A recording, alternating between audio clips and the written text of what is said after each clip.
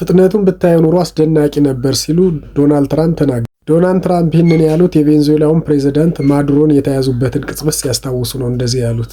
ምድር ላይ ከአሜሪካ ውጭ እንደዚህ ማድረግ የሚችል ሀገር የለም ብለዋል።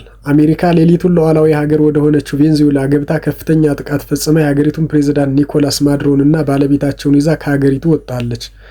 አሁን ላይ ማዱሮና ባለቤታቸው ሕግ ፊት ሊቀርቡ ከአሜሪካ መርከብ ወደ ኒውዮርክ እየተወሰዱ እንደሆነም ተዘግቧል። ፕሬዝዳንት ዶናልድ ትራምፕ ለፎክስ ኒውስ በሰጡት ቃል የሌሊቱን የፕሬዝዳንት ኒኮላስ ማዱሮን መያዝ ልክ እንደ ቴሌቪዥን ሾው ነበር ያየሁት ብለዋል።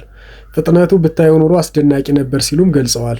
ዶናልድ ትራምፕ ቡድናቸው እጅግ አስደናቂ ስራ እንደሰራ አወድሰው ከአሜሪካ ውጭ እንደዚህ አይነት ኦፕሬሽን ተግባር መፈጸም የሚችል ሌላ ሀገር ምድር ላይ የለም ሲሉም ተናግረዋል። ውድ የቲክቶክ ቤተሰቦች እንዳያችሁት ዜናዎችን እንደዚህ ከጀመሩ ትንሽ ረዘም ያለ ጊዜ ነውና ግን አካውንቴን እንደምታዩት ምንም እያደገ አይደለም። ለምንድነው ኮፒ ሊንክ ሸር ማታደርጉ? ለምንድነው ፕሮሞት ማታደርጉ?